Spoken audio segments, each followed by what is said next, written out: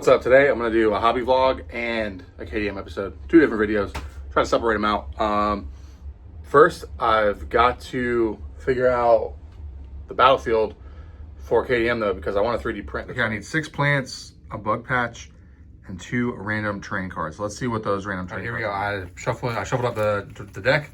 First one, 3 stone columns and a survivor corpse. Okay, I don't think I have an STL for a survivor corpse. So I think we'll still use the tile for that, but I do have 3 stone columns and I do have the other stuff. So let me get it. This is everything except the corpse that I need, and I'm gonna do a better job of laying it out because I'm gonna fit some more stuff on here. And the comments and the designer say just lay them flat on the plate, but everything in me says that's a mistake. But I'm gonna try it. I'm gonna trust it. I'm just gonna lay them flat on the plate. Hopefully they work.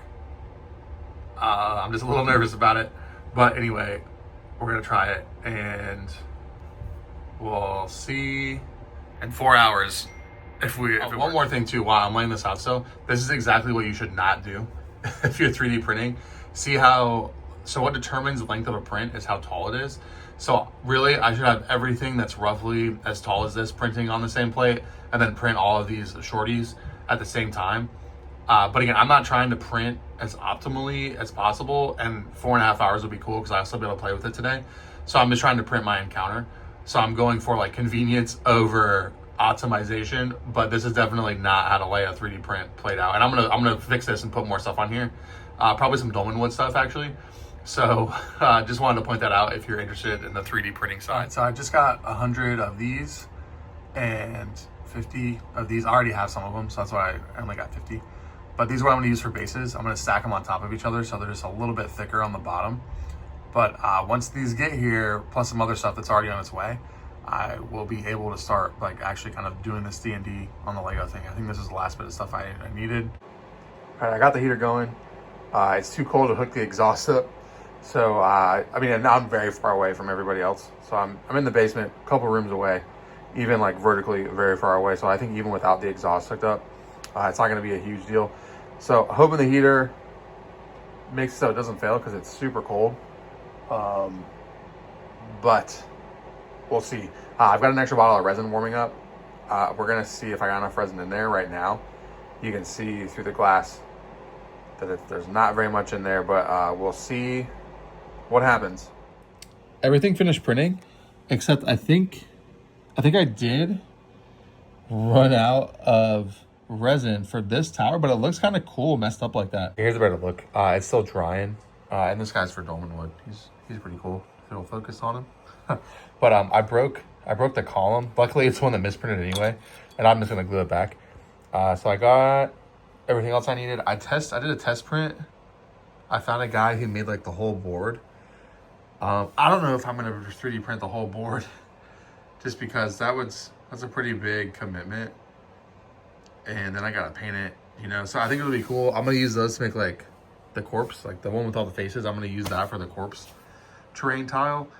But I don't think I'm gonna print my own board. Hopefully I'll try to find a plastic one someday, because I just don't see it happening in the print. But everything else, even like the bug turned out great. These are the plants. I forgot exactly what the name was, but pretty stoked. Gotta let this dry now. All right, what's up? Actually, do some hobbying instead of just some playing. If you're curious about the figures themselves, I'm pretty excited for this.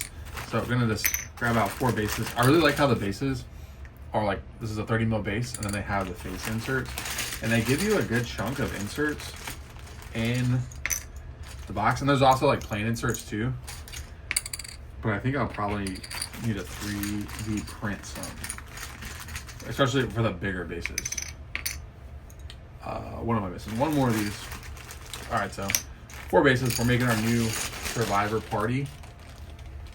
And this is the coolest part about KDM. So it's why I bought it, even when I didn't really plan on playing it. But I'm glad I did because it's so good. Every single item and every single piece of gear in the game is on sprue. So the figures are broken down like individual hands right here. Weapons come left hand, right hand, no hand. And it's like that for everything. And it's like that. Let's see, like there's a skull helm. Here's a head with a skull. There is the rawhide, or actually these are the masks. Right, so we have a mask on one of our characters. You can see that these sprues have the masks on them. So I think we'll probably have to dig for the specific mask we have and see which one that is, but it's really down to like that level of granularity, and it's amazing. So there's torsos, there's legs. So these, like, this is the rawhide armor, and then over here this is the unarmored guys. And I think in most cases there's at least 3, sometimes even more, of every possible option. And I think there might be another rawhide set somewhere. I only grabbed one. So I'm gonna go ahead, get stuff cut out, and start building. Oh, look at this. I don't know if I'm able to get it on camera. There's a little bit left in here, but this was a brand new bottle when we started the channel. We've probably, I mean, we definitely can finish the KDM stuff, but I bet after the KDM, like, this is gonna be gone, which is crazy. I just spit a little bit, and it's like taking the lines off my cheap little cutting mat. I think I actually got these from the dollar store. There was like a very brief, I just spilled more. There was a very brief period where the dollar store was selling these cutting mats, and I bought a ton of them, and a lot of them are pretty used and abused. This one's a fresh one that I still have. I seriously bought like 5 of them, and then I went back to try and get more, and they were all gone. Probably from people like me buying 5 at a time, but definitely gotten my dollars out of them. This one's pretty fresh. I haven't really used this one much. All right, so bases are good. There's almost so many options on this thing that looking at it is pretty daunting. So I think we're gonna start with Sophia the Strong. I think we got to our oldest living survivor. I'll probably build her just in white lion armor with the club, just because there's 2. I don't want to use up all of my rawhide. Like, I'm gonna have a rawhide person holding a spear and the rawhide person with the guitars. And I gotta admit, since I'm done fighting level 1 white lion, I'm gonna be, and I know like what that gear is. I looked up the gear builds before I started cutting sprues out, and I think I'll probably only ever really use rawhide with the spear, rawhide with the guitars, and then I'll use if I get somebody with like a sword again, I'll probably just use over here. There's a special, it's called the intimacy characters. There's a woman here and she has a sword, and then there's a dude right here that also has a sword.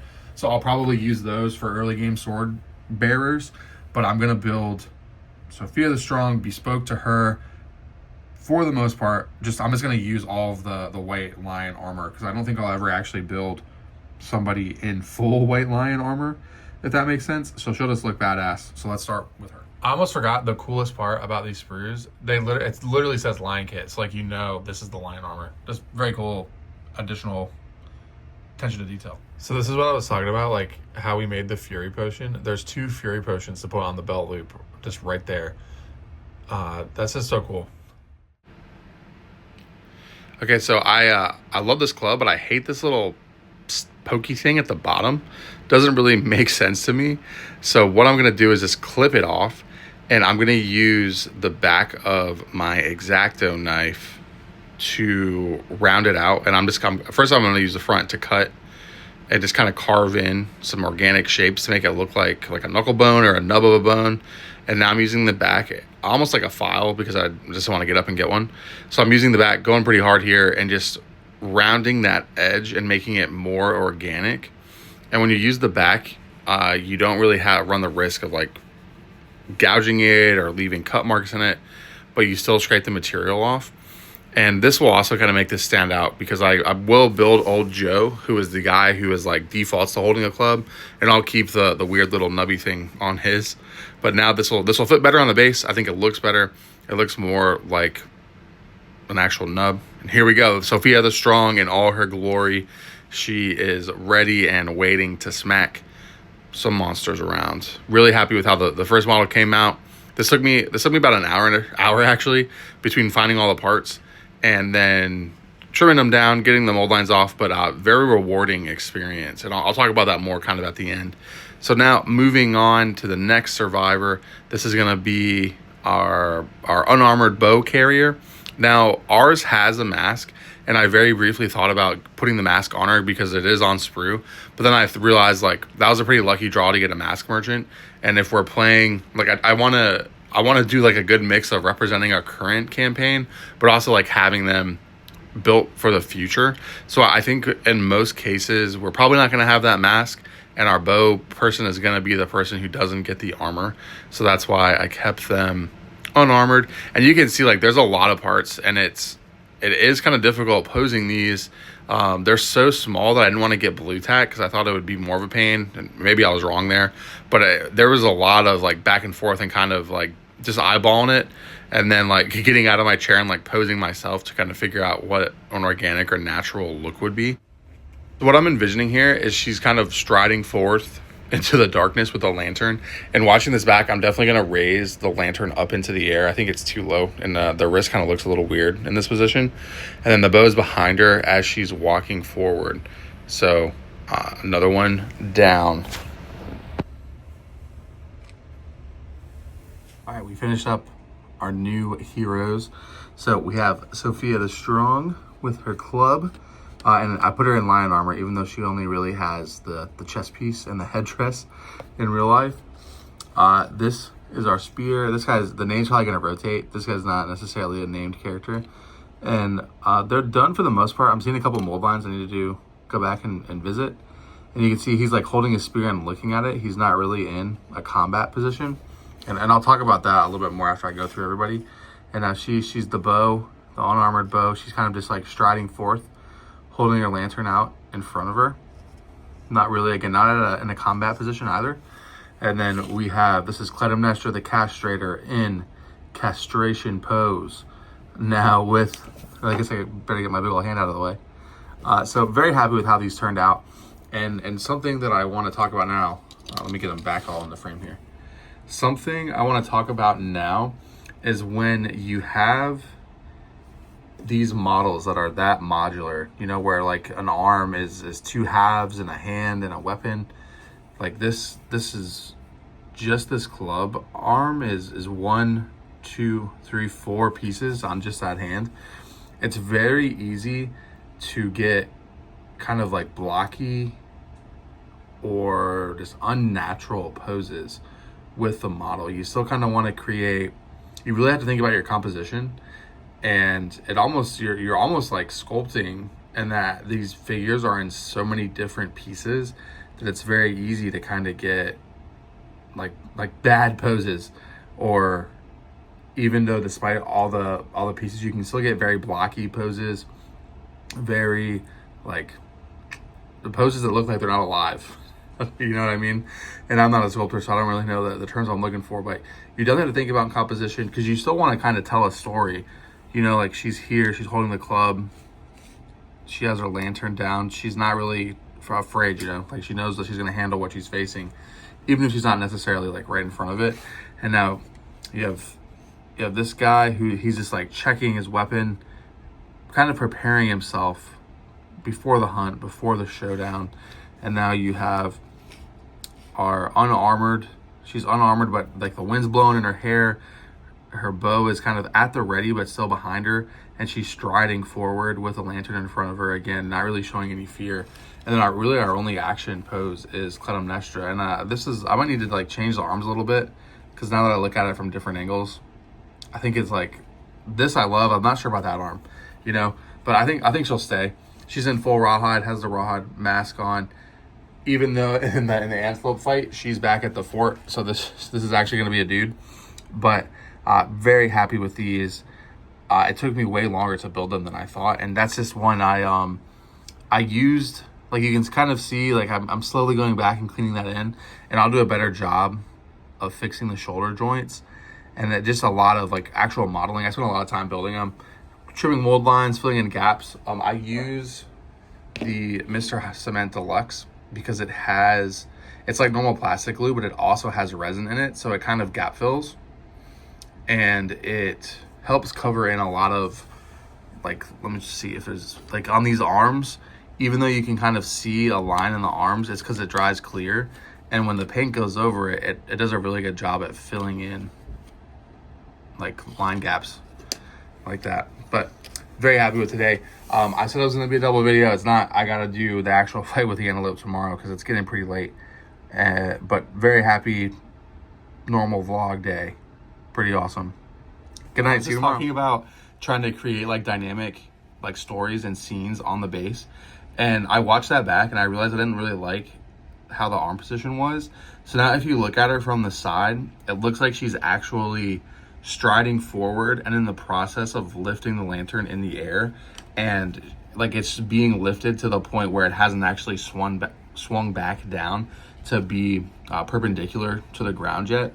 So this really gives the illusion that she's like stepping forward, swinging that lantern up, not afraid at all. Like her hair's moving. So this kind of really gives that feeling of movement and motion with the figure and the pose. So much happier with this. All right, so this time it's real. See you tomorrow. Going to bed.